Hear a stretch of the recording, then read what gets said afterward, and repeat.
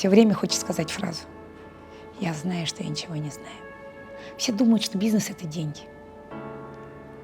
Нет, бизнес первое-наперво – это люди. За 5 лет, я помню, один день я взяла выходной, один день на Новый год взяла выходной. И то покупатели пришли ко мне домой. У нас 4 года предприятие не приносит деньги, а мы все равно его держим. Я математик, у меня 2 × 2 = 4. Но, как говорят всегда, от чумы и сумы не зарекайтесь. Нургустана Лукина, предприниматель с 30-летним стажем, выросла в селе Капитоновка, недалеко от Якутска. Вместе с мужем основали Центр якутской кухни, кафе, ресторан и салон шуб, признанных лучшими на российском рынке. Ее девиз «Бизнес – это энергия» и «Дарить благо». Активно развивает блог в соцсетях, мать 3 детей. Нургустана Ивановна, добрый день. Добрый день. Расскажите, пожалуйста, о себе. Где вы родились? Кто по профессии? Ну, скажем так, родилась я в городе в Якутске, но так получилось, что я воспитывалась у своей бабушки с дедушкой. Ну, так как у бабушки и дедушки была большая семья, 11 детей, я была 12-м ребенком. Так что воспитывалась я в большой семье огромной, 12-м ребенком. Это село Капитоновка, это вот пригород, не так далеко. Возле Кангалас, Тулагин. Вот между Тулагинами и Кангаласами маленькое такое село есть Капитоновка. Вот воспитывалась я там. Закончила в школу, в Кангаласской школе. Потом поступила на математический факультет. Училась на математика, скажем так. Ну, а потом так получилось, что вот начала заниматься бизнесом. Каким было ваше детство? Что особенно вам запомнилось? Непростой вопрос. Детство было непростое. Много было, конечно, моментов. Ну и сами понимаете, когда ты попадаешь к бабушке с дедушкой жить, это не от простой жизни. Не от того, что все замечательно и все хорошо. Но вот благодаря тому, что я воспитывалась у бабушки с дедушкой, много было того, чего я научилась. Ну, во-первых, воспитываться в большой семье. Это когда ты проявляешь, не думаешь только о себе, нас много. Мы все думаем друг о друге. Всегда думали друг о друге, поддерживали друг друга. Что я запомнила? Я запомнила очень хорошо, что у меня дедушка был очень такой, знаете, никогда плохих слов не говорил. Даже слово «дура» не произносил. Самое его матершинное слово было — это «елки-палки». Если он говорит «елки-палки», значит, он злой. То есть он был очень в этом смысле. Никогда я от него ни одного какой-то нехорошей брани никогда не услышала. И я очень хорошо помню, наверное, вот бабушку с дедушкой, они очень много работали. Так как воспитать 12 детей, и у бабушки и дедушки еще была такая, еще у них был такой принцип, что обязательно надо дать высшее образование. То есть вот все дети, которые бабушка с дедушкой вырастили, все получали высшее образование. Это было как бы обязательным одним из аспектов. А бабушка была такая, знаете, в ней очень было много доброты, желание помочь, поддержать. И вот у меня вот в детстве такой момент остался в голове. Ну, большая семья, было так иногда, что правда, ну, не хватало на еду. И вот иногда бывает, там родственники отправляют какие-то гостинцы. Я все время удивлялась, почему бабушка, получая гостинцы, никогда у нас в доме не оставляла все. Всегда раздавала по соседям, еще по родственникам там отдавала. И говорила: бабушка, нам и самим не хватает. Это почему? Она так удивлялась и говорила: а как я могу не дать?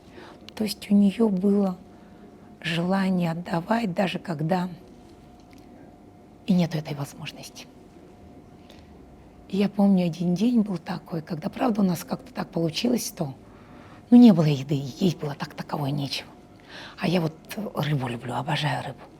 И вдруг в этот день соседка приносит нам караси и говорит: вот мне из деревни отправили, я вот решила с вами поделиться. Я вот тогда вот почувствовала вот это понимание, как важно нам друг с другом делиться. Сегодня я вас поддержу. Для меня это, может быть, будет не так, как сказать, сложно. Это будет для меня достаточно легко. Но в какой-то момент, когда мне будет очень сложно, вы меня поддержите. И вот жизненная философия, она вот состоит именно таким образом. Помогая друг другу, помогая другим, мы помогаем себе. То есть вот, наверное, бабушка вот этот момент мне дала. Вы владелец сейчас семейного бизнеса, у вас есть успешно работающие кафе, рестораны и салон шуб. Расскажите, пожалуйста, как все начиналось? Как пришла идея заняться бизнесом? Ой, я слышала однажды такую фразу. Не мы выбираем профессию, а профессия выбирает нас. Я с этим на 100% соглашусь. Когда я училась в школе, я никогда не мечтала быть бизнесменом. 100%. Никогда не мечтала иметь свой бизнес. 100%. Но жизненные обстоятельства, они всегда вынуждают что-либо, чтобы в твоей жизни происходило. Но вот моя вот эта жизненная ситуация, это был тогда мой первый брак, первый муж, которого сейчас нету в живых. Тогда получилось так, что я была молодая, мне было 23 года, и мой муж стал инвалидом. Его очень сильно избили, из-за этого у него появилась инвалидность, и он не смог работать. То есть ему нужно было делать операцию, ему нужно было дорогостоящее лечение. То есть и также нужно было мне обеспечивать семью, снимать квартиру. Мне нужно было воспитывать маленького ребенка, тогда 3-годовалого у меня ребенок был на руках. То есть обстоятельства сложились так, что нужно снимать квартиру, обеспечивать семью и обеспечивать лечением моего больного мужа. А на тот момент не было такой профессии для меня, ну, то есть как для молодого такого специалиста, чтобы я могла бы это начать столько денег зарабатывать, чтобы возможность была вот это все обеспечить. Там и квартиру снимать, и лечение делать. И вот был один вариант, то, что можно было пойти в бизнес. То есть это был такой риск. Получится, не получится. Я помню, по тем временам я взяла 1000 рублей в долг. Это была небольшая сумма. Пошла на китайский рынок, закупила там пеналы, какие-то детские принадлежности. Помню, это было еще перед 1 сентябрем, где-то август месяц, начало августа месяца. Я поехала по деревням и продавала вот эти принадлежности. То есть это начиналось с маленького. Но вот когда у тебя есть такое, знаете, упорство, когда у тебя есть такое, ну, цель, вот тогда у меня была такая цель благая, наверное, семью обеспечивать и мужа, чтобы он выздоровел. Да, и это помогало, давало тебе сил, давало тебе мотивации. Я помню первые 5 лет, когда я работала в бизнесе, у меня не было ни одного дня выходного. Я не знала выходных. Я работала с утра, почти спала мало. И я помню, что я даже на выходной на Новый год не брала. За 5 лет, я помню, 1 день я взяла выходной, 1 день. 1 день на Новый год взяла выходной. И то покупатели пришли ко мне домой. И я поняла, что это мой не выходной. Ну вот так, чтобы поставить свой бизнес, чтобы возможность была, чтобы это начало зарабатывать, приносить деньги, да, ты вначале идешь на определенные жертвы, на определенные какие-то вещи, ты должен быть готов. Но тут мотивация должна быть такая светлая, что-то хорошее, и что тебе позволяет, ну, какие-то такие поступки, подвиги делать. Потому что, ну, поставить свой бизнес — это подвиг. Я соглашусь. У вас сначала появился салон шуб же, да? Да, вначале, нет, не салон шуб, вначале, и по тем временам сперва я продавала по мелочи, потом мы начали уже тогда, по тем временам, это 90-е годы было, 30 лет тому назад, уже 30 лет будет в этом году, когда я начала заниматься бизнесом. Вот в летнее время это примерно будет 30 лет. То есть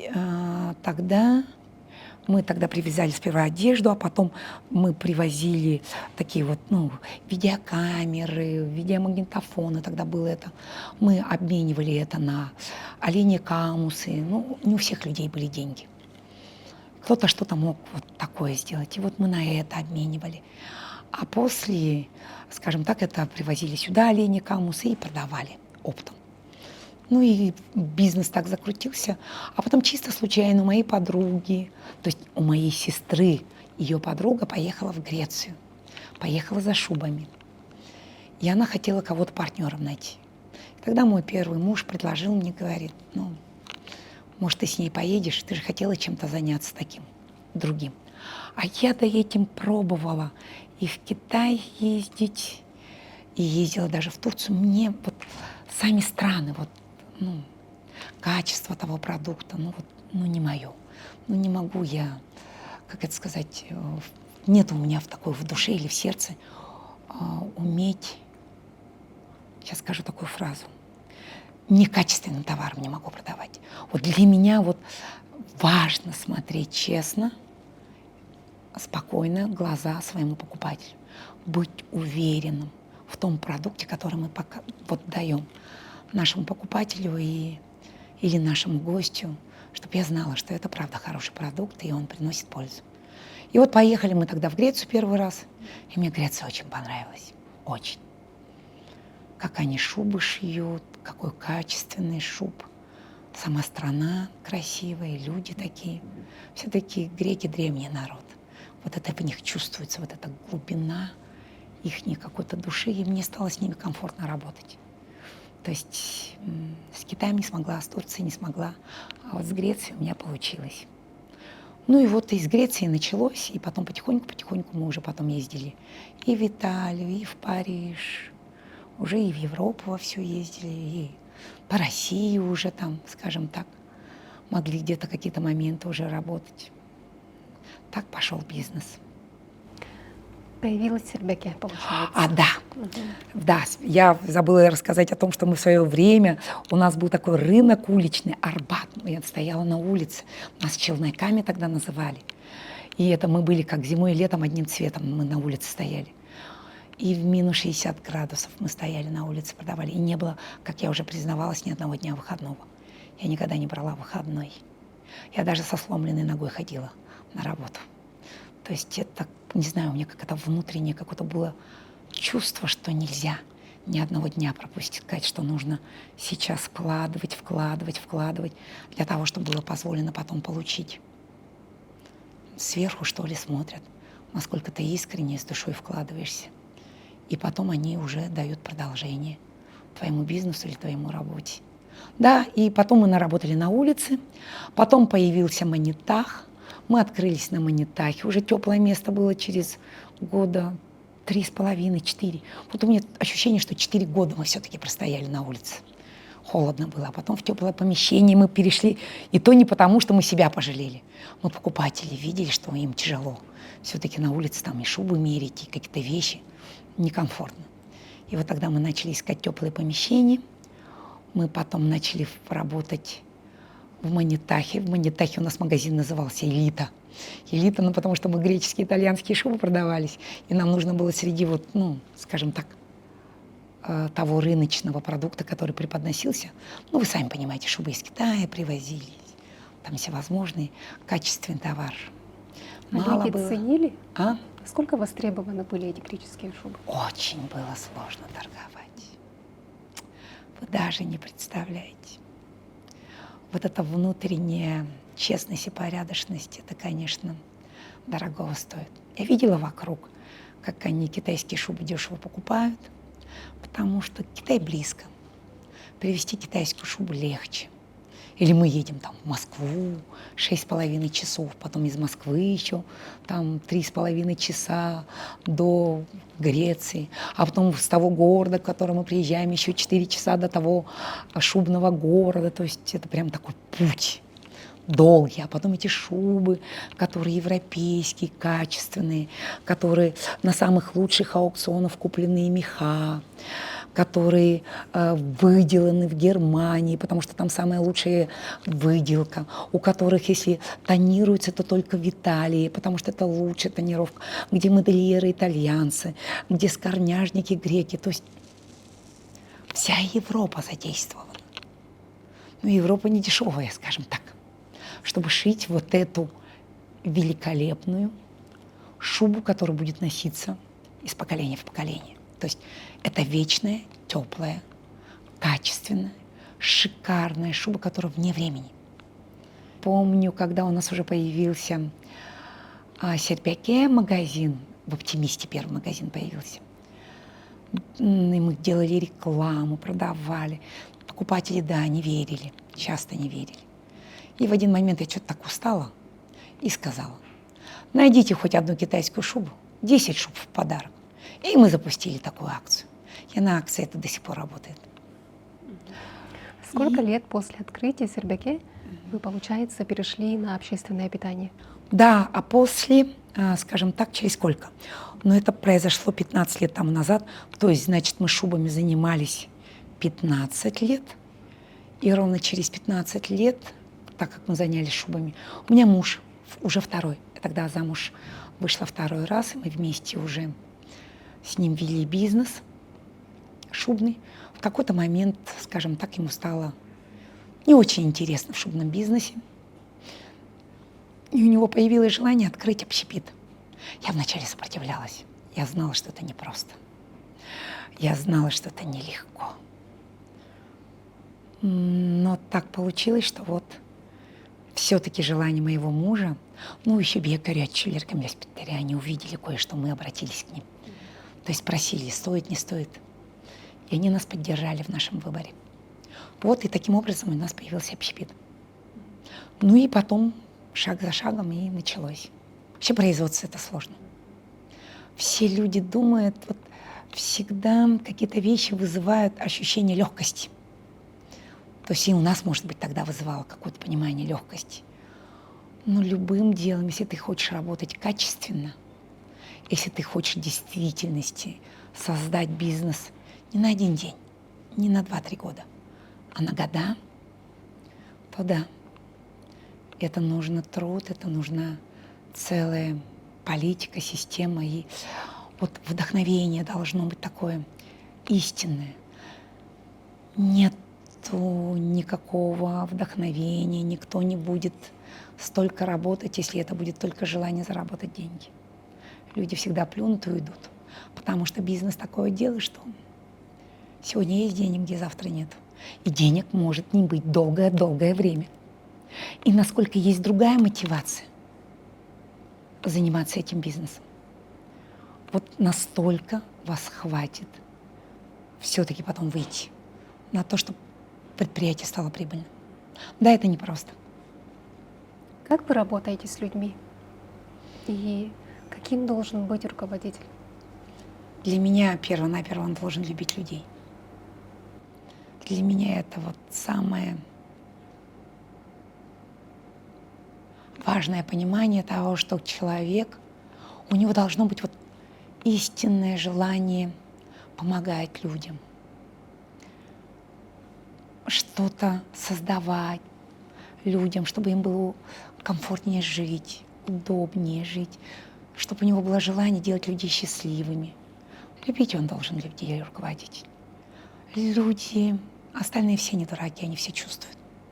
Сотрудник никогда не будет работать на твое предприятие, если он будет чувствовать, что у тебя такое. Ну, давайте я вот просто скажу. Анекдот такой, да? Я, например, владелец, и у меня желание там, купить самолет. И я говорю: о, давайте, сотрудники, зарабатывать деньги, чтобы я купила самолет. Неинтересно, не хочу. Мне бы так работать не захотелось. Лично бы мне было бы так неинтересно работать. Цели, задачи должны быть другое. И сотрудники должны быть вдохновленные. И сотрудники должны чувствовать, что их работа приносит пользу. Что благодаря их работе мир меняется к лучшему. И только тогда люди будут сердцем работать. И тогда люди будут прилагать усилия искренние. И если получится, еще и сердечные усилия. Тогда все будет крутиться. Потому что без людей бизнес не существует. Все думают, что бизнес — это деньги. Нет. Бизнес первое-наперво — это люди. Второе — идея. насколько ты в действительности и чем ты хочешь помочь другим людям своим появлением бизнеса. И только где-то, я не знаю, на 5-м уровне, может быть, деньги появляются. Если ты вот эти уровни не пройдешь, до денег вам не доползти. Это, как говорят, есть темные деньги и светлые деньги. Темные деньги можно заработать, всякие есть пути. Там есть нехорошие пути. Украсть, наркомания, я не знаю, куча есть таких не очень правильных бизнесов. И если вы хотите такие деньги зарабатывать, да, есть люди, которые конкретно на деньги нацелены, даже оружием торгуют, понимаете, это тоже ради денег. То они уходят в этом направлении. Но за такие деньги нужно платить. Дьявол ничего не дает бесплатно. А если вы хотите светлые деньги, то тут извините. За светлые деньги, да, вам не придется ничего платить. За светлые деньги вам, наверное, еще и позволено будет что-то получить. Но тут нужно будет сердцем и душой работать, чтобы это получить. Чтобы там, наверху, они увидели ваше сердце. И в действительности вам было позволено стать удачливым, стать везучим. И чтобы к вам возвращались деньги. Так, наверное. Нургулстан Ивановна, сейчас общество, сознание людей постоянно меняется. Как постоянно этому соответствовать, если что-то неизменное? Вы очень правильный вопрос задали. Есть такое понимание в закон физики. Вот есть частица, я не знаю, любая. И вокруг него есть определенная энергия. Это вот как наш мир, который меняется. И если энергия снаружи движется быстрее, чем внутри частица взрывается.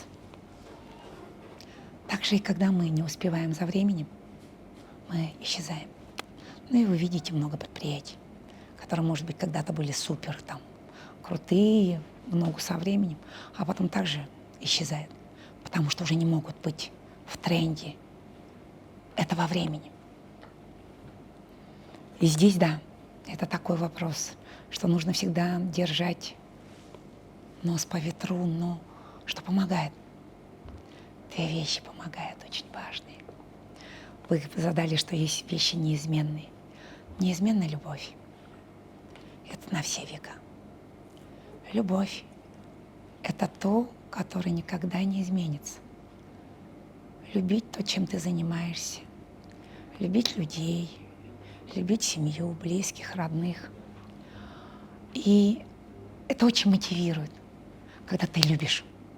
Это дает тебе энергию, это дает тебе вдохновение. Это первое. А второе — это смирение, как бы это ни звучало. Почему смирение? И, наверное, третье еще я скажу — благодарность. Смирение — это, знаете, многие люди пропадают как? Например, он крутой человек. Все у него получается, он все знает, он такой весь успешный. И в какой-то момент он думает, что он такой могучий, всемогущий, он все может. А время вокруг меняется, а он не движется со временем. Он со своими теми наработанными инструментами, он так и остается, он не развивается, он не двигается, он думает, что он такой крутой. Это называется серией высокомерной. Все время его съедает. Он исчезает. Смирение — это гибкость. Смирение — это принимать все новое, то, что происходит. Бывает же говорят же, есть такой момент отцов и детей. Когда говорят: мама, папа, мы в свое время, да мы не такие были. Да, время другое. Найди в себе любви, увидеть это время. Смирение, с миром принять это время. И в этом времени найти себя, быть полезным в этом времени. А не осуждать, не обвинять, что тогда-то было, а сейчас. Это непросто взрослым людям. И мне непросто. Но вот за этим будущее. Если ты не меняешься с ногу со временем, то все. А благодарность почему помогает? Уметь благодарить за все. То есть, ну, например, время поменялось. Я, например, стала взрослой. Понятно, что с возрастом есть моменты, которые я уже, как в молодом возрасте, не могу осилить. Но у меня зато появляются другие моменты. Какой-то опыт. Где-то, может, скажем так, мудрость, которая мне может помогать. И вот благодарность, не плакаться, вот, уже ноги не те, или ой, да я уже там и память не та, или что. Нет, благодарить за все, что у тебя сейчас есть. И тогда там наверху тебе будет позволено быть полезным в этом времени, быть нужным в этом времени и быть ногу со временем. Но мы пока движемся, мы тоже люди. Я не скажу, что я прямо такая, ой, справилась с этим. Я в процессе, постоянно обучаюсь. Все время хочется сказать фразу: я знаю, что я ничего не знаю, сколько бы я ни обучалась. Мы сейчас сидим в ресторане высокой кухни «Аврора». Как мы знаем, она победительница многих конкурсов, национальной премии «Пальмовая ветвь». Также нам еще известно, что после открытия сразу началась пандемия. Как удалось сохранить такой проект с очень большим вложением?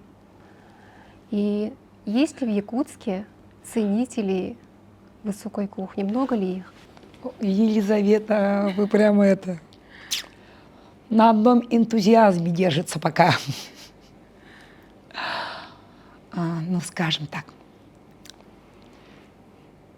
очень долгий, это был долгий процесс вообще, создавания этого проекта. Как я уже говорила, когда каждый проект мы открываем, мы всегда находим в первую очередь цель, для чего этот проект появился. Потому что мы знаем, что появление любого предприятия — это как ребенок. Если мы ребенка в априори любим, потому что просто мы его родили, это наше продолжение, да, то бизнес, и мы знаем, что с ребенком мы будем до конца жизни. Хотя некоторые люди тоже умудряются от детей отказаться и в раннем возрасте, скажем так, всякое бывает. Но чтобы вот бизнес ты свой не предала, не бросила. Вот должна быть мотивация очень большая, что появление этого бизнеса должна быть идея мощная, цель мощная, которые будут вдохновлять не только тебя, но и сотрудников. Потому что и у сотрудников будут тяжелые времена, когда им не захочется что-либо делать, и работать, и выгорание. Всевозможные вещи. И даже на цель, которая дает тебе эту энергию, дает тебе это вдохновение. И вот мы долго искали это вдохновение для нашей «Авроры».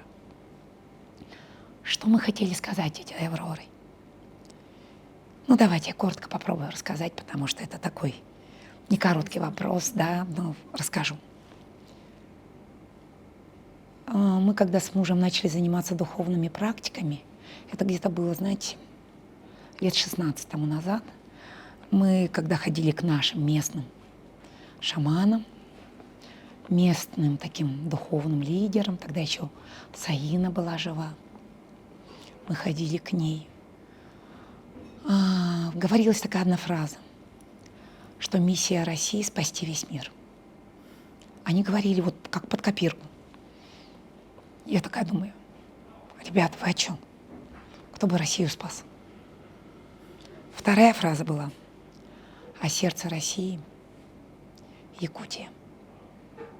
И я говорила, что, ребята, вы о чем? Каждая лягушка хвалит свое болото. Давайте. Я математик, у меня 2 × 2 = 4. Давайте, мне нужны конкретные факты. Но когда 12 лет тому назад мне было позволено попасть к мастеру очень высокого уровня из другой страны, я вот дословно скажу, что он сказал. Он сказал такую фразу. Он говорил по-английски, был сурдоперевод. Великая надежда Матери Земли и всего человечества на Россию. Россия должна спасти весь мир. И наша цель была создать сердце России. Для того, чтобы каждому якутянину сказать: мы Россия, мы сердце России. И каждому сказать, потому что, ну как важно, вот, например, если я человек, вот представьте, вот я человек, например, я Россия, и моя миссия — спасти весь мир. Что во мне в первую очередь должно проснуться? Сердце. Это важный орган. Когда человек умирает, никто не говорит: о, у него остановились почки, а у него печень перестала работать. Все говорят: сердце остановилось. Сердце — это мотор, который качает всю кровь. А вы знаете, сколько рек, озер у нас есть? Озер целый миллион. Каждый человек может озеро назвать своим именем. Не вопрос. Вот появится озеро Елизавета. Или как мое озеро Нюргустана. Интересно же. Никому же так не позволено, а у нас есть такая возможность. Продукты какие у нас великолепные. Про это я могу отдельную песню рассказывать, потому что из-за этого вся история началась. И вот мы создавали сердце России. И вот тогда почему-то у нас идея пришла, что это должна быть высокая кухня. Потому что именно высокая кухня нам казалось, вот приносит то, как это сказать, сейчас скажу. Вот показывает истинность самого продукта. Но тут мы ошиблись. Наша местная кухня, она самая естественная, истинная. А высокая кухня — это небольшое блюдо, где 40 ингредиентов, которые можно и не понять, что там 40 ингредиентов. Но чтобы эти 40 ингредиентов сделать, вы даже не представляете, как много у нас блюдо готовится. Мы еще в печке томим, в русских печах, от 8 часов до 3 суток. Ну, гости, конечно, получают быстрее. Им не надо ждать 8 часов или 3 суток. Но благодаря вот этой высокой кухне мы много секретов узнали. Истинность, как кулинарии готовится.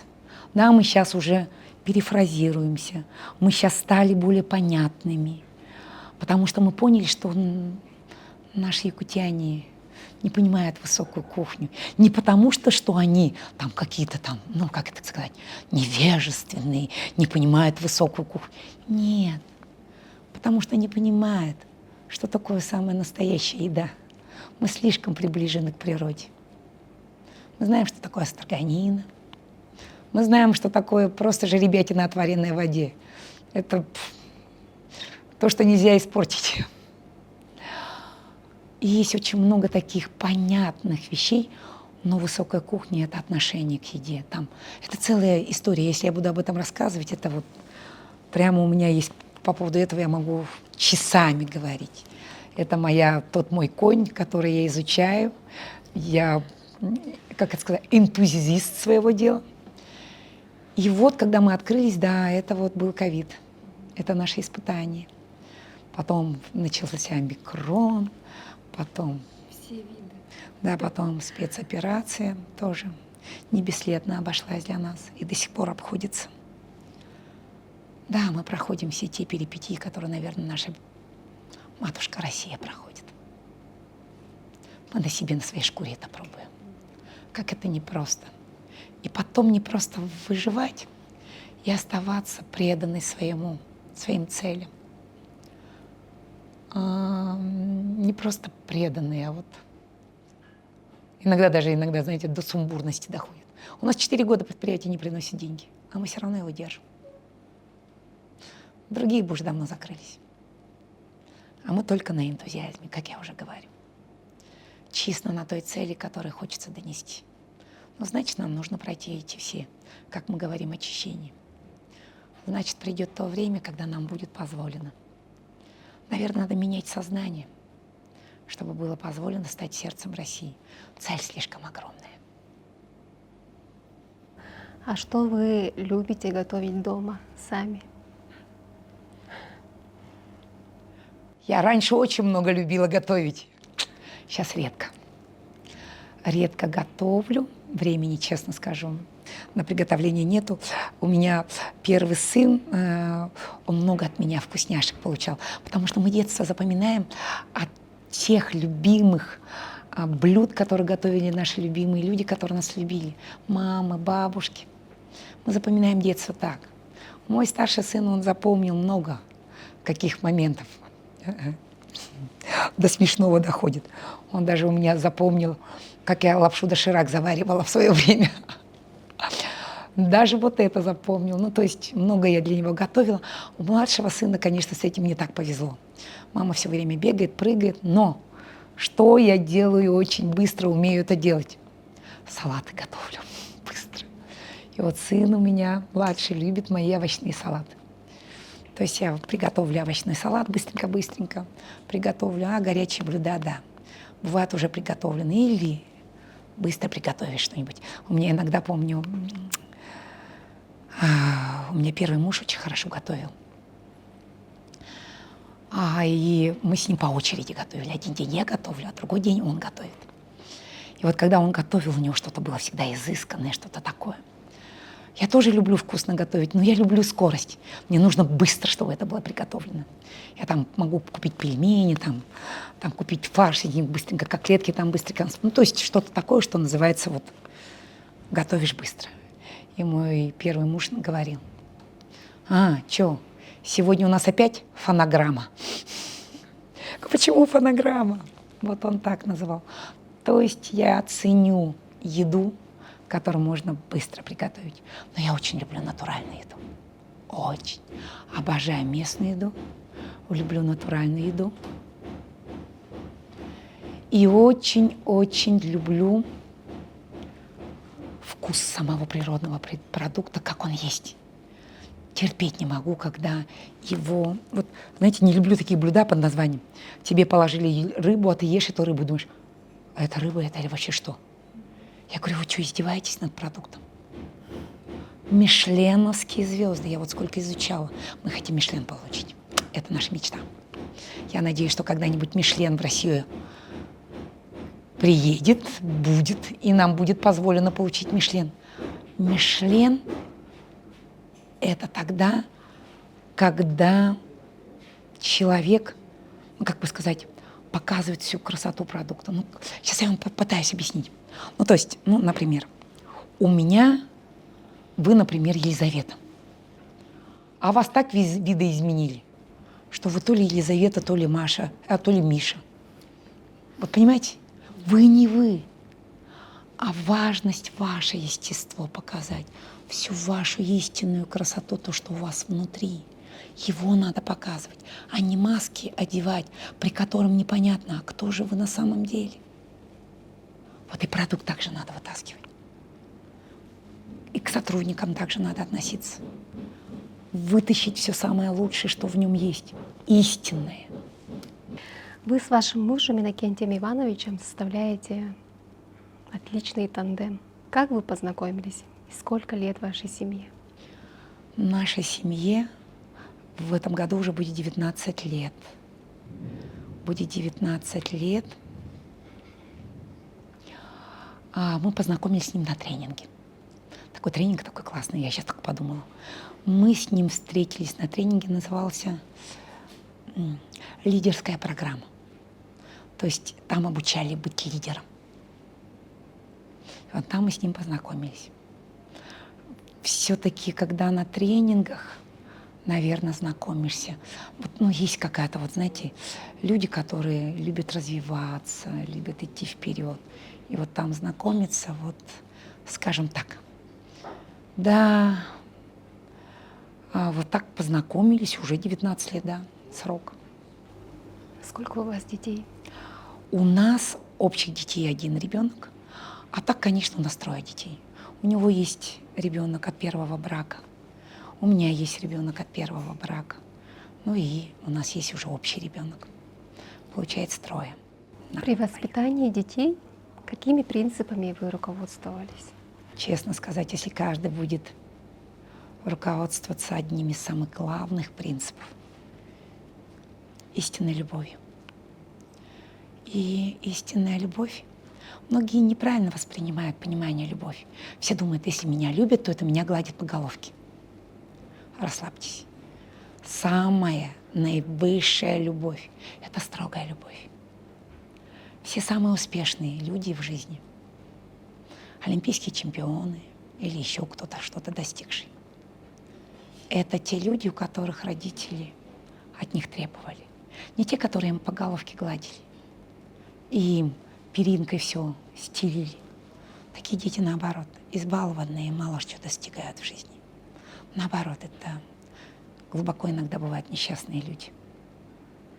А именно те, которые родители позволяли в детстве получать победы, приобретать самостоятельность, приобретать свою суперсилу. Вот такие люди становятся счастливыми. Вот надо так любить, чтобы дать возможность своему ребенку приобрести свою суперсилу, стать самостоятельным. И важность быть любящим, любить людей. И если родитель сможет дать любовь настолько своему ребенку,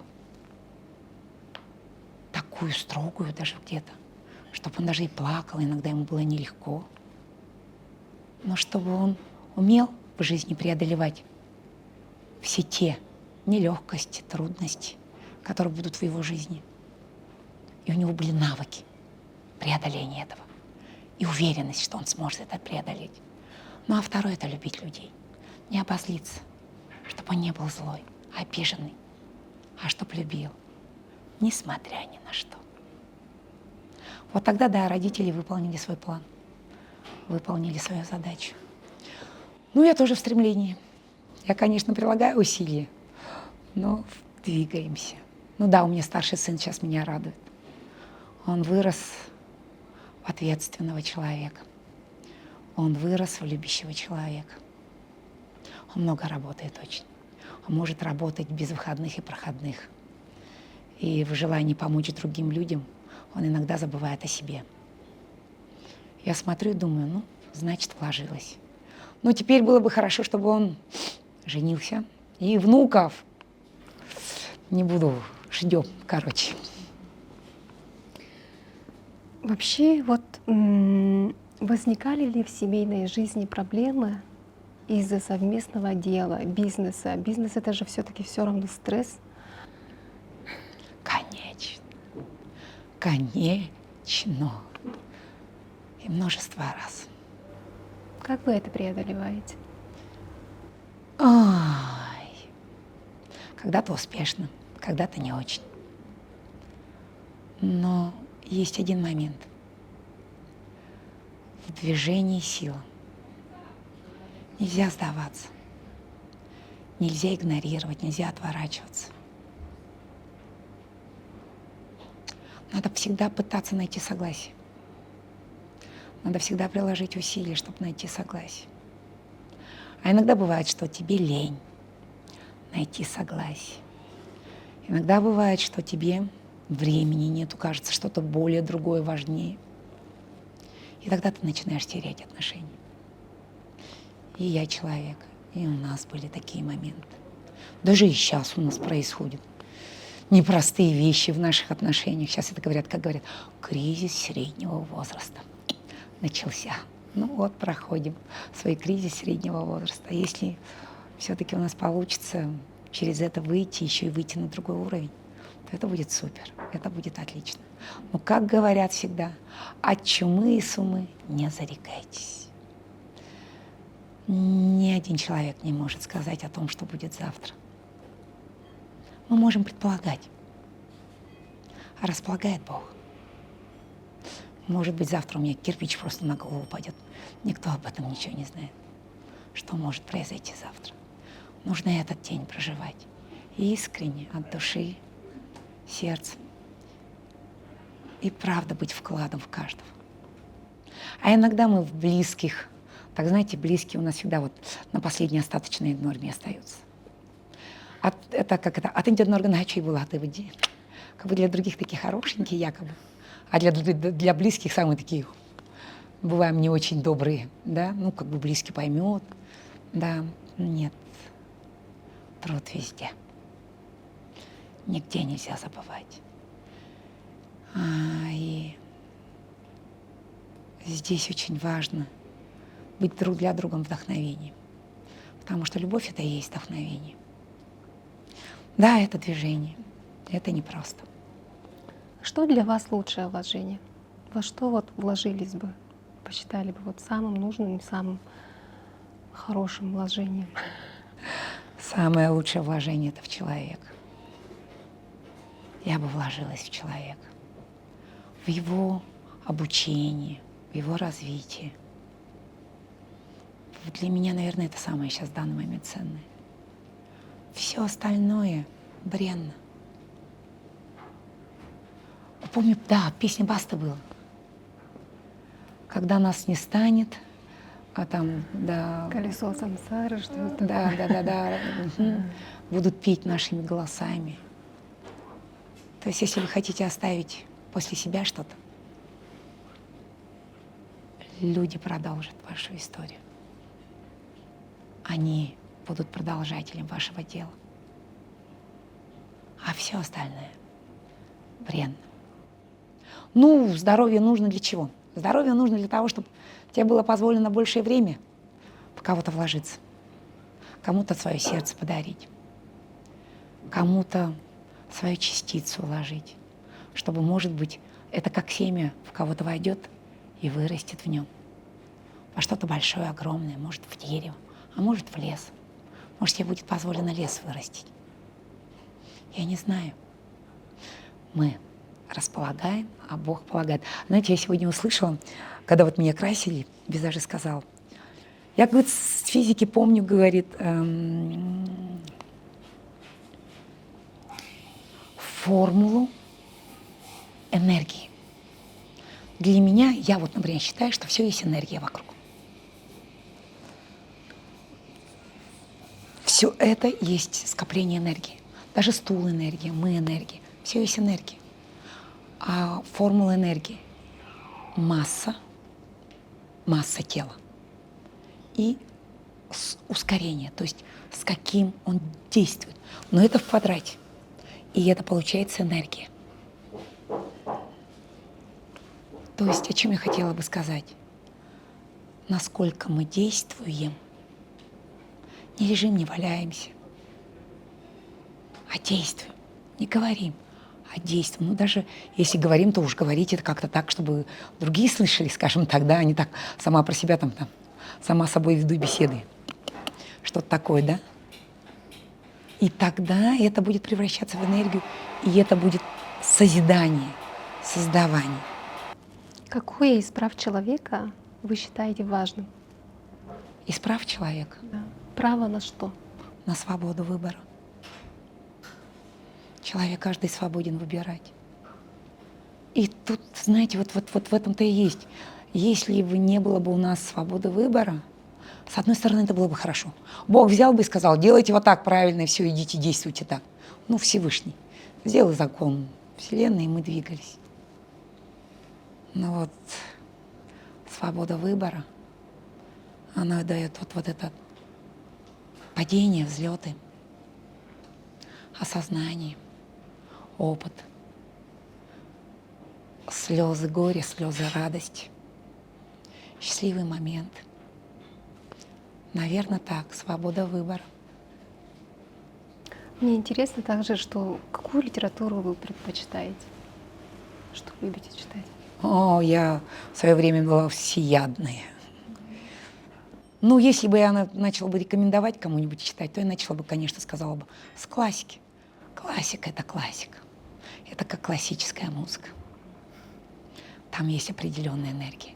Не зря это делают классическую литературу классикой. А потом уже можно переходить на какие-то более книги глубокие, но тут тоже надо выбирать. Потому что иногда в книгах такая бывает беллетристика, что уж лучше не засорять свой мозг. Ну а на самом деле важны действия. Если даже вы прочитали книжку, но если после этого у вас не появилось новых действий, то все бессмысленно. Это как тяжелым грузом на вас будет лежать. Но те знания, которые вы не используете в жизни, в действиях, это как болото, она будет гнить. А ручеек, водички мало, но она двигается. И она чистейшая вода. А мы на 70% из воды состоим. Чем вы любите заниматься в свободное время, если она у вас есть? Ага, сказала я, ага. Я много чем люблю заниматься. Дайте мне время, да? Ну что, есть первая вещь — это медитация. Медитация — это та вещь, которая позволяет тебе соединяться с такими тонкими вибрациями, с такими частотами, когда ты можешь почувствовать, что ли, что хочет Бог от тебя, что Всевышний заложил, когда Он тебя создавал. Потому что у каждого человека в его рождении есть его миссия, предназначение. И он становится истинно счастливый только тогда, когда он начинает свое предназначение выполнять. Во время медитации мне позволено чувствовать на данный момент, какое может быть мое предназначение, в чем моя миссия в данный момент, что мне нужно делать. И тогда я становлюсь счастливая, в какой поток энергии вхожу, как будто кто-то тебя ведет, как будто ангелы тебя ведут. Второй момент. Люблю заняться здоровьем. Баню обожаю. 2 раза в неделю бы парилась. Пока 1 раз в неделю получается. Но 2 раза в неделю бы ходила в баню. Занималась бы спортом. Но я бы йогой занималась, я люблю йогу. Там растяжки, настяжки, так приятно. Ну, знаете, с друзьями встречаться бы обязательно. Это тоже моя любовь. Когда вот с такими близкими друзьями встречаешься и о чем-то говоришь, о таких глубоких вещах. Люблю тренинги посещать. Такие, знаете, когда ты обучающийся, развивающий, который тебя выводит на другой уровень. Вы прекрасно выглядите. Лайфхак, пожалуйста, вашей красоты и молодости. Ой, лайфхак, какое прекрасное слово. Я не так давно этим начала заниматься, скажем так. Я где-то за 1,5 года последний на 35 килограмм, на 34 килограмма похудела. И за счет этого получилось, конечно, как сказать, 34 килограмма в 50 с лишним лет, 52 года мне сейчас. Сбросить, это, знаете, вот кожа свисает лица, и ты как-то, с одной стороны, казалось бы, ты постройнел, ура, ура, а с другой стороны, ага, как-то это тебе не нравится. И потому начинаешь как-то искать какие-то методы. Но меня, конечно, мучили очень много людей. Ой, сделай подтяжку лица. Да. Я наблюдала за этими людьми, которые делают подтяжки лица. В этом есть какая-то такая неестественность на самом деле. Я только одного человека видела, у которого подтяжка лица была такая естественная и нормальная. У всех остальных это выглядит как-то так, знаете, как это сказать? Да, дисгармонично. Как будто вот что-то не то. И потому я прямо сопротивляюсь из последних сил. Нет, я там массажи лица буду делать, там масочки на лицо ложить. Вот что-то естественное. Я даже ботокс не ставлю. Ничего такого. Для меня это неестественно, потому что когда я ходила к массажистке к лицу, она говорит, когда люди ставят ботокс, ты массаж лица делаешь, ты прямо чувствуешь вот такое, как что-то твердое новообразование в теле. Он говорит, он не исчезает из лица. Для меня это был шок. То есть что-то мы вкалываем в лицо, то, что потом не рассасывается телом. И она постоянно этим грузом, а для организма это же дико, это для него инородно.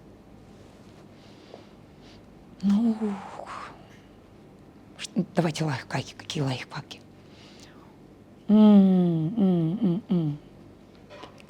Маски лица, массаж лица — это вот вещь. Поняла, что ухаживать за лицом надо каждый день.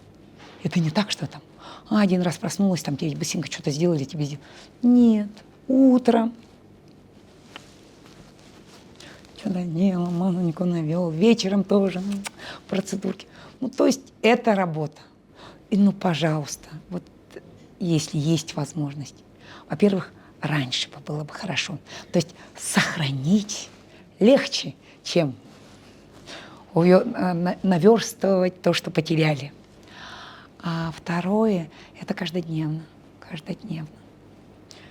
Лайфхаки таковые. Нет, наверное, ничего не скажу, потому что каждая девушка подбирает под себя. Все равно ищет то, что к нему подходит, ей подходит. Ну, если лайфхак, очищайте свой организм, вот это классно. А через очищение своего организма оно все потом сказывается на лице тоже. Да, сейчас я пока в процессе, в подтягивании эти 35 килограммов, которые я потеряла, выстраивании, чтобы оно обратно на место встало. Ну, надеюсь, как сказать, этот человек придет к цели, как начинается к шага. Вот у меня цель. Угу. Посмотрим, чем это закончится. Будем ждать. Ну, пока да, утром, вечером. Всевозможные там какие-то процедурки, там, если есть возможность раз в месяц к косметологу сходить. Вы совсем недавно завели страницу в социальных сетях, стали более открытой, да, к людям, получаете отзывы, у вас подписчики до 7 тысяч, да, у вас 7 тысяч подписчиков. Какую роль сейчас занимают социальные сети в вашей жизни? Что изменилось после этого? Или что-нибудь изменилось или нет? Да ладно, изменилось? Ну давайте, скажу, что наши гости, наши покупатели, они смотрят, кто создатель, кто, на чем он основополагался, в чем его принцип. Пойти мне туда, не пойти, нужно мне это, не нужно, чтобы у него было понимание. Второе, что у меня появилось? У меня, появилась такая вот в Инстаграме, у меня одна есть рубрика. Называется «Я рассказываю, во что я сегодня одета». Это появилось так чисто спонтанно, быстро. То есть не было такого, что я прямо специально хотела, чтобы вот эта рубрика у меня появилась. Просто это было быстрее. Так наделась, да, ну и надо же снять что-нибудь. А это быстрее. Во что ты одета? Ой, я сегодня одета, вот это, там быстренько рассказать. Занимает там пару минут времени. С одной стороны, пару минут времени. А потом я поняла, что надо подбирать себе уже одежду, и на это надо тратить время. Первое, ну да, я стала тратить на это время. Но на самом деле для меня гениальная одежда – джинсы и футболка, по идее. Но на самом деле, вот когда ты начинаешь с этим разбираться, подсказывать, как можно, я, например, была долгое время полная, я знаю все хитрости, как можно выглядеть стройной. Например, вот сейчас сегодня одежда, да, это под названием «Я была толстая, я была в них». Сейчас я постройнела, и теперь я одеваю их, но они теперь у меня в стиле оверсайз, или как еще там по-разному называется. Да, и сразу так удобно, комфортно. Не выбросила кучу вещей. Есть вещи, которые можно и до сих пор носить. И вот это изменилось, то, что мне приходится за своим луком следить, потому что мне нужно переодеться вот раз. Во-вторых, меня снимают на собраниях, что я говорю. Иногда вот я отвечаю на вопросы, что-то говорю. То есть идет какое-то, знаете, такое осмысление иногда. Иногда через рассказ, вот сегодня через рассказ вам, я тоже многие моменты для себя как-то по-другому посмотрела. Во время, когда мы говорим, нам это позволено со стороны, что ли, посмотреть на ситуацию. То есть так взглянуть, так, поэтому ты так делаешь. Вот даже помните, я вам говорила о том, что искренние действия – это очень важно. Я для себя когда-то вывела такую практику понимания. Очень великий мастер Лао Цзы еще 2500 лет тому назад говорил: следите за своими мыслями. Ваши мысли делают ваши слова. Следите за своими словами. Ваши слова делают ваши действия. Следите за своими действиями. Ваши действия делают ваши привычки. А привычка делает характер. А характер делает судьбу. Искренние действия, правильные действия, которые приведут к хорошей привычке. Это будет ваша новая судьба. Приобретайте хорошие привычки. Да, привычка нарабатывается за 21 день. Но мы эти 21 день не всегда придерживаемся, конечно. Пропускаем туда-сюда. И потому Нарбеков когда-то в свое время сказал, 42 дня привычка появляется. Ну, потому что пропускаем. Если вы 42 дня что-то будете целенаправленно, что-то делать хорошее, ну, я не знаю, там, в баню ли ходить, или разговаривать по душам с своими детьми или с близкими, проявлять свою заботу, любовь и превратить это вот в постоянное действие, которое превратится в привычку. Когда появится привычка, вы будете это делать с легкостью. Для вас это будет как вымыть зубы. То есть вы даже не будете напрягаться, чтобы это делать. Но у вас появится новая судьба. Вот так приобретаются новые судьбы. Потому что ничего не предполагала, что я буду тем, кем я стану. Ну, 12-й ребенок. Ну, извините, в большой семье, приемной еще в семье я была, ну, ничего не предполагала, что я смогу стать успешной. Ну вот, хорошие привычки, правильные действия, которые перешли в хорошие привычки, принесли мне вот такую судьбу, где есть успех, но где очень много есть еще места, куда расти, расти, как я всегда говорю. Иргустан Ивановна, вы богатый человек? У меня почему-то первое слово пришло «да, богатый». Я богатый человек Как это проявляете? в моем сердце, Чем вы богаты? желанием любить и жить. И этим я богат. Пока у меня есть вдохновение, пока у меня желание есть жить, творить, отдавать, предлагать себя, то я богатая. А если я перестанет это желание быть, не захочется что-либо давать, или бывают люди обозленные, обиженные, то я сразу стану бедным человеком. О чем жалеете? О чем жалею? Жалею, что были моменты, когда я людям не давала свое сердце, когда времени, казалось, не хватает поговорить по душам, когда не было времени не думать о себе, а думать об этом человеке и предложить себя.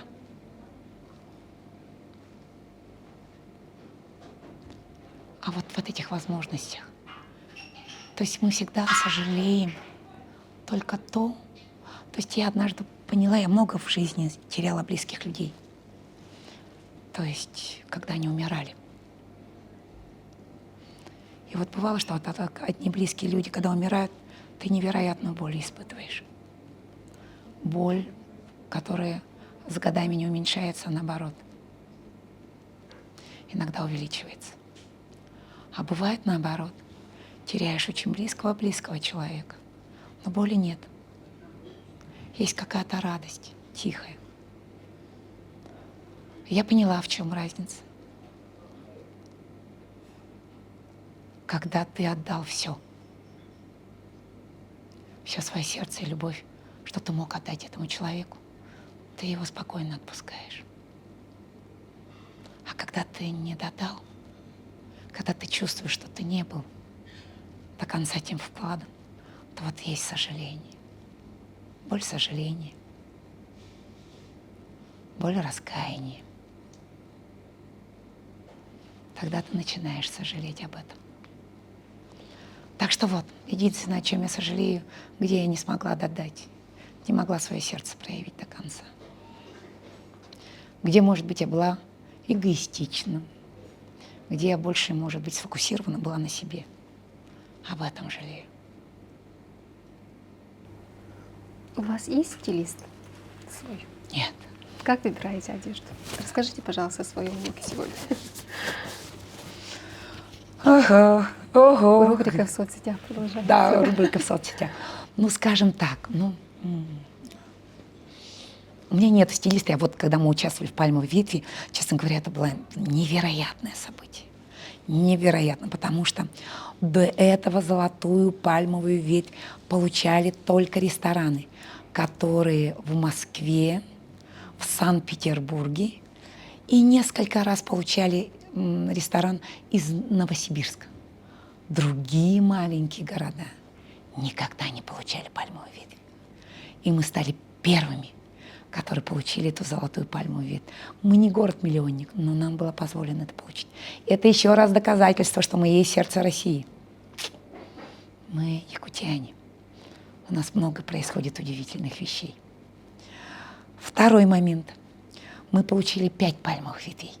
Мы еще выиграли почти во всех номинациях. Мы от ресторанных критиков получили пальмовую ветвь как лучший ресторан. Мы получили от шеф-поваров пальмовую ветвь как лучшее блюдо в фестивале. Мы получили пальмовую ветвь как лучший ресторан, который работает на локальных продуктах и так далее. И благодаря этому, то есть ни один ресторан никогда за 16 лет существования пальмовой ветви не получал 5 пальмовых ветвей. А нам было позволено получить. И вот когда мы были на этой пальмовой ветви, и там были все крутые рестораторы. Аркадий Новиков, Васильчук, Рапопорт. То есть все самые маститые рестораторы выступали там. И сперва там, знаете, как происходит? Ты сперва попадаешь в 100 лучших ресторанов, а потом места выбираются 10 лучших ресторанов.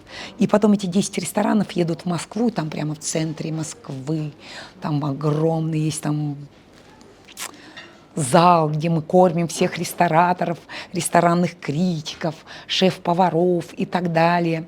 И они потом голосуют из этих 10 ресторанов.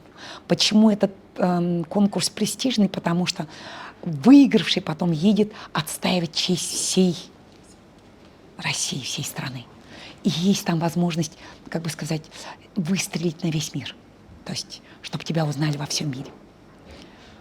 И вот, когда мы поехали, и вот помню, ко мне подошла девушка, блогер, какая там известная, у нее там сколько там, куча там, 1 миллион подписчиков или что-то такое.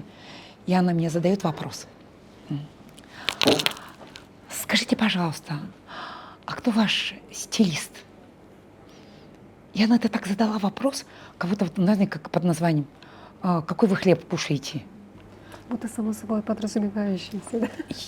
Я так опешила. Мне показалось, что я какая-то периферийная мадам, которая не знает, что такое обращаться к стилистам. Я сказала, она говорит, вы самый стильный здесь. Она прямо сказала, вы здесь самые стильные. Кто ваш стилист? Я сказала, да нет, я сама одеваюсь. Я видела в ее глазах, что она не верит, что это я сама одеваюсь, и то, что вот, ну, как бы сказать, вот так мы хорошо выглядим с мужем. Подходит мой муж, она, не веря мне, говорит, скажите, пожалуйста, кто ваш... Да, у моего уже мужа спрашивает, кто ваш имиджмейкер, кто ваш стилист. Мой муж уже был такой немножко навеселе, такой расслабленный, и он такой говорит, мой домашний дизайнер, и показывает на меня. Это вот моя жена. И только после этого она поверила. Да, я сама одеваюсь, стилистов у меня нету. Ну, торговый дом Сербякян, ну извините. Я уже столько лет людей одеваю, почти уже 30 лет. Грех было бы не разбираться в этом. Я к этому серьезно отношусь. Хотите, расскажу, как мы одеваем людей, и вы сразу поймете. У нас есть своя методика продаж в Сербяке. Если вы придете, вы это поймете, ну, особенно если вы попадете, я сейчас продавцов, конечно, изо всех сил, мы прилагаем усилия, чтобы они именно так продавали. Ну вот, как я продаю. Приходит Елизавета ко мне. И я спрашиваю Елизавету, что бы вы хотели? Елизавета, если там у нас с ней произошел контакт, если у нас произошли хорошие отношения, она мне рассказывает искренне. Говорит, хочу такую-то, такую-то шубу, такой-то там длины, с капюшоном, без капюшона, цветовой расцветки такой-то, и вот такой внешний вид я ожидаю от него. И говорит, вот в пределах такой-то суммы ищу. И я нахожу Елизавете шубу. Мы ищем, и находим такую шубу, и она говорит, вот, все подходит, все, что я хотела. Длина, цвет, ценовая политика, меня все устраивает. А я смотрю на вас и для себя решаю, что это не ваша шуба. Хотя вы уже готовы купить. А я вас начинаю отговаривать его покупать. Потому что я заглянула в ваши глаза. Глаза — зеркало души. Когда вы одеваете свою истинную вещь, который подчеркивает вас настоящую, истинную, то ваши глаза загораются. Вы становитесь, улыбаться начинаете, светиться. И женщины, например, если женщина, то она на глазах тут же на 15 лет молодеет. Без никакого макияжа и без никакой операции. Просто потому, что она одела свою истинную вещь. И я ищу. Продажу я делаю до тех пор, пока вот не найду эту вещь. И только тогда, когда я найду эту вещь, и у нее глаза загорятся, и я увижу, что это ее истина. Но многие женщины не чувствуют себя, не чувствуют свою душу и сердце. Некоторые даже, одевая такую вещь, и даже меняясь в лице, они не видят этого. Но тут я уже впускаю своего опытного продавца и делаю так, чтобы она его купила. Потому что в эту вещь она потом будет влюбляться с каждым годом. Эта вещь будет приносить ей удачу. Эта вещь будет ее талисман. Каждый раз, когда она будет одевать эту вещь, у нее будет все складываться. Она будет слышать комплимент. Как-то всю жизнь будет складываться по-другому вокруг нее. Вот моя задача. Вот именно такие делать продажи. Вот правду говорю. Цель такая. И только тогда, когда, Елизавета, вы купите вот такую у меня шубу, вы будете истинно довольны своей покупкой. И ваша жизнь изменится. И вы даже не поймете, что это только благодаря шубе это стало толчком к тому, что вы стали возвращаться к себе самой. И ваша жизнь начала меняться. Я за это. Миргустан Ивановна, вот лучший совет или комплимент, который вы слышали в свой адрес? Да их так много было. Что-то, может, запомнилось? Наверное, комплимент от моего мужа. Не могу выбрать, какой именно. Но вот, наверное, вот этот первый комплимент, который он мне сказал. Я в детстве очень страдала от того, что мне казалось, у меня очень большие ноздри. Страдала, это был мой комплекс. Я с прищепкой иногда в детстве вот так прямо ходила, чтобы уменьшить ноздри. Я комплексовала по этому поводу.